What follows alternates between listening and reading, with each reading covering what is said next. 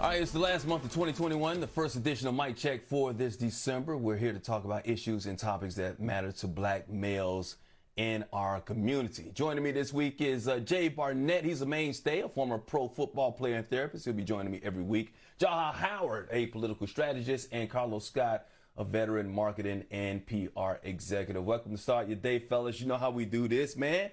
We need to make this fun. We need to make this conversational. We need to make this informative, transparent. And we're always going to keep it 100 a buck. Y'all ready to make this happen? Let's do it. You better let's get it. All right, let's start off. Let's do it. Let's run, Stacey, run. Stacey Abrams announcing she's running for governor of Georgia once again. Probably should have won the first time. Narrowly lost to Brian Kemp a couple of years ago.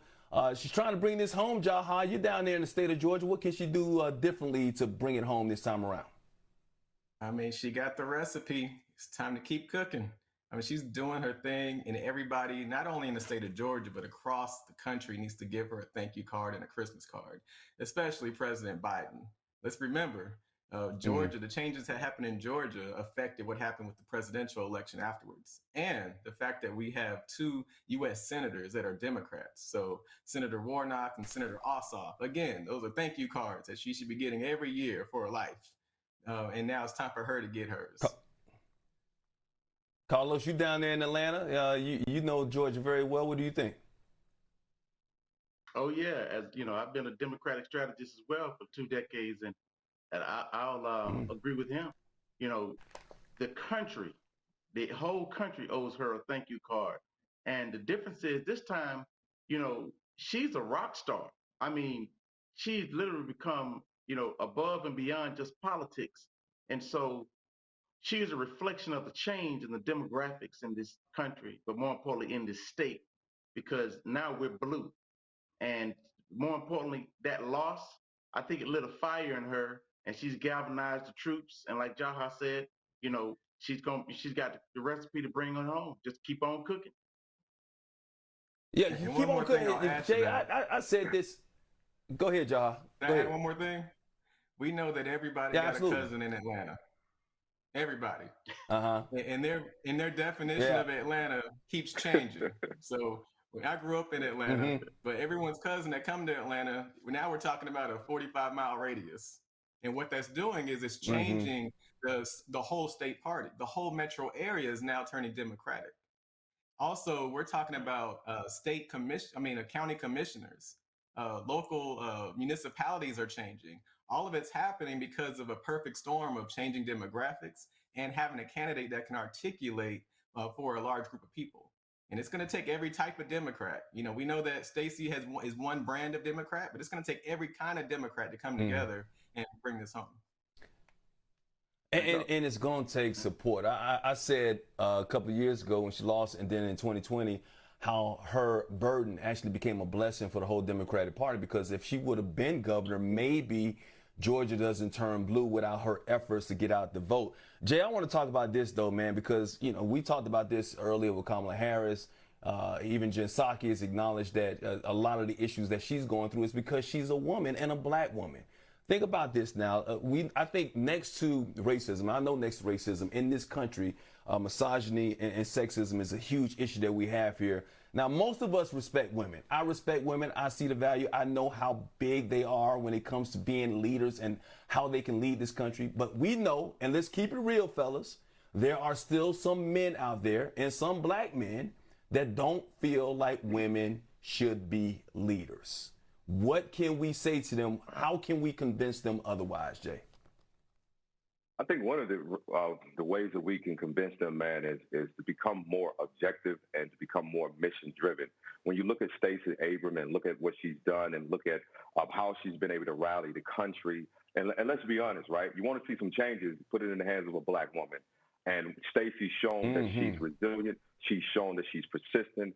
And I think what this does is this can help a lot of men to look deep within and not make this about gender, but make it more about what is the objective here. And if Stacey's going to push the line and she's going to push this movement, you know, let's get around her and let's help galvanize those around her to support her. And of course, we all know most times when brothers have an issue supporting a woman, that's something deeper within and has nothing to do with the call. And so I think a lot of brothers need to kind of do some self-check, man, and some self-work to change their perspective on how they see women in these spaces.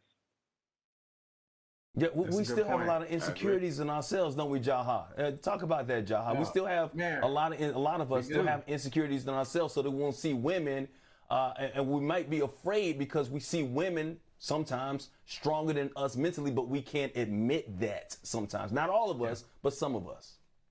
Hey, Mike, I'll share this with you, and I got to keep it 100. We said it at the beginning, right? 100. I know we got our issues as men, and we got to make sure we continue growing, and we are growing, but we got work to do, right? But let's keep it a buck. The President Biden has not done any favors for Vice President Kamala Harris. Anything that's controversial, hard, they have not put her in a position to be great. They have put her in the most difficult circumstances and made it almost impossible for her to shine. We're talking about immigration. Nobody looks good talking about immigration, but that's the role that they gave her. You know, when it comes to someone like Pete Buttigieg, I mean, he gets transportation. He has, okay, we got to build back better, billions of dollars coming, all these projects. There you go. You can trumpet that. Kamala Harris, we'll give you the stuff that nobody looks good when they talk about it.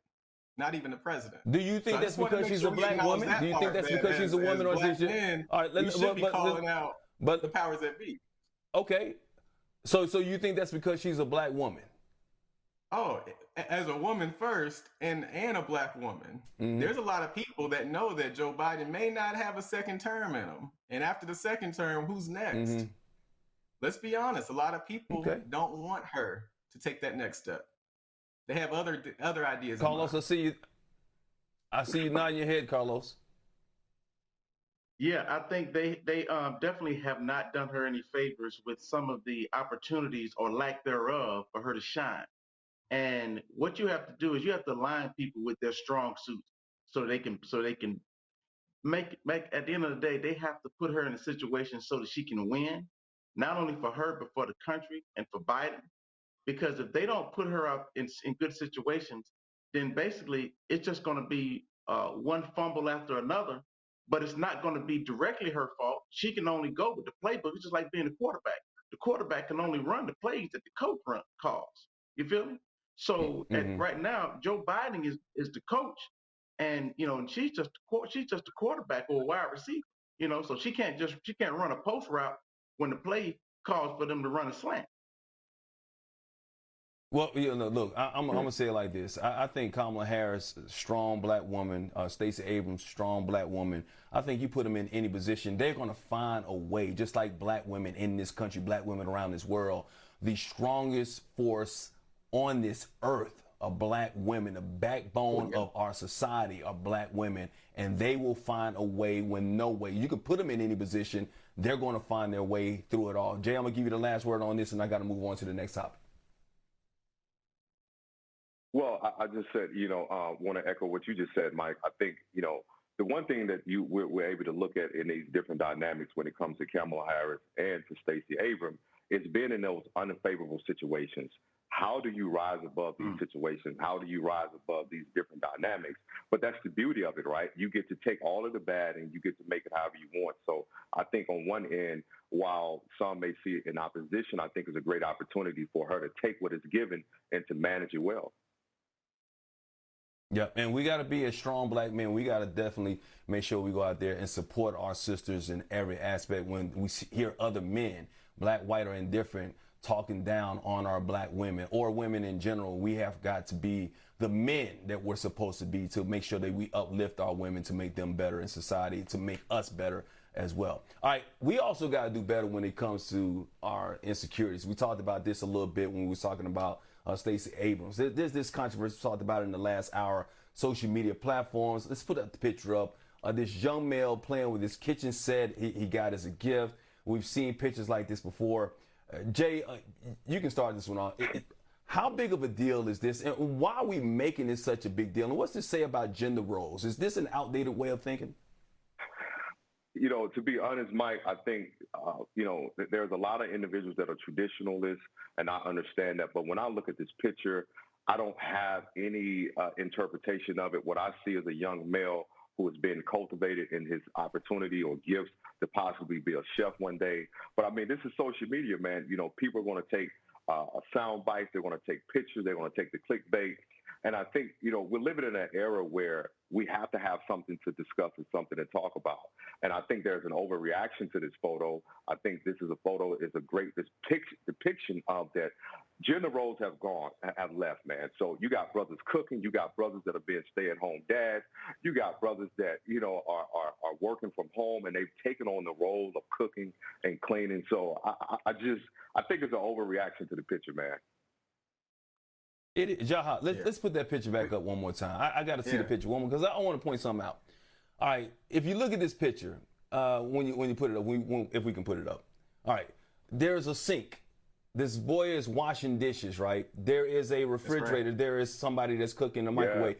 What part of the kitchen did you not do as a child for real?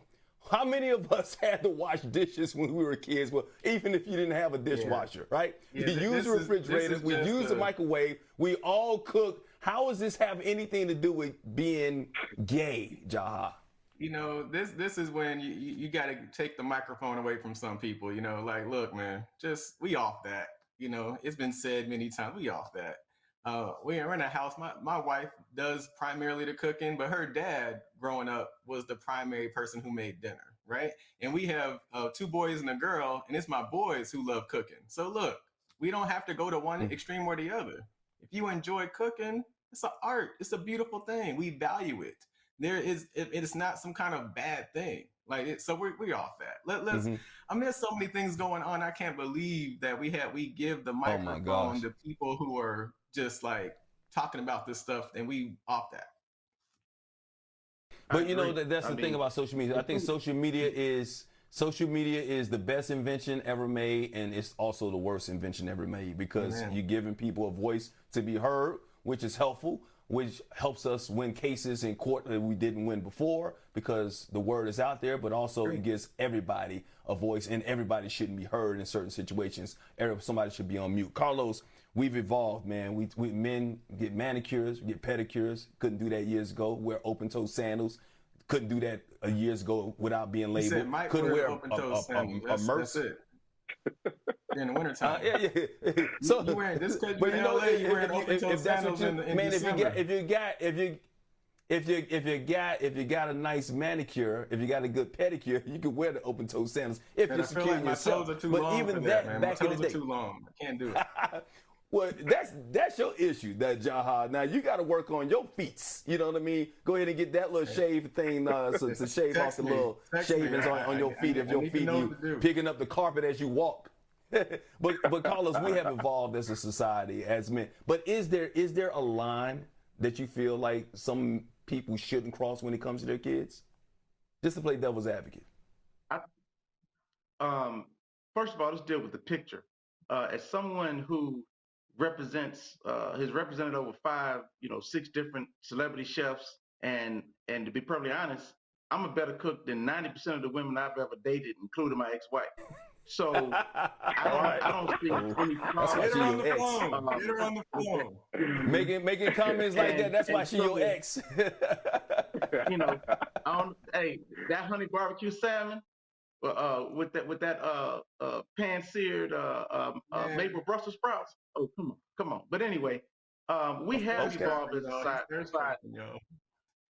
Yeah, you know what I mean? And I think that there's nothing wrong with that picture. I mean, as Jay said, I think when you see that, I saw it, I thought it was like, hey, this is a young brother that his parents are obviously teaching him at a young age, that like my mother taught me how to cook, that I needed to know how to cook. I didn't need to depend on a woman for me to be able to eat. I was the dishwasher. We didn't have a dishwasher growing up. I was the dishwasher. So there was nothing wrong with that picture. We just have to get out of out of our kids' way and allow them to express themselves the way that they feel comfortable expressing themselves, you know? All right, Jay, Jay, you're my partner on this segment here. You join me every week. I'll give you the last word as a therapist in about 30 seconds. Sum this up for us, because, you know, we want our kids to be happy. And if our kids are happy doing what they want to do, why is that an issue? Why is that a problem, right? At the end of the day, if the kid wants to play with that, allow that person to do that. You speak on that and to close this thing out for us. I think what you see overall is a contextual problem where there's a lot of people who see this picture as interpretation, right? This is gay, or an interpretation of why would he have a cooking set? But when you look at this, man, you look at someone who's able to change the dynamic socially and to shift social messaging. Many of us have been, programmed with these messages based on men only do this, women only do that. But when you look at this, man, this has given this young man a broad view of just life in general. And when kids can have a broad view of life in general, this allows this young man to be domesticated. This allows this young man to be able to provide, to be able to cook, to be able to manage his own household. And so I think contextually, man, the issue is greater beyond the picture. The issue is more from our own views of what we've been projected, or how it's been projected on us, or what manhood really is. Because a lot of the brothers that I saw commented on this is, how can you put your son in the kitchen set? And in my view is, how can you not? Because I think there's a great opportunity to teach him that manhood supersedes just being in the kitchen, but what your abilities are able to do just to maintain a household. Yeah, he's still a man. He's happy. That's all that matters. At the end of the day, he's happy doing something that he enjoys doing. Good stuff, gentlemen. Appreciate you, Mike, checking with me this Friday. Jay Barnett, Jaha Howard, and Carlos, my salmon is better than yours, Scott. Thank you for joining me this week. We will check back in for another mic check.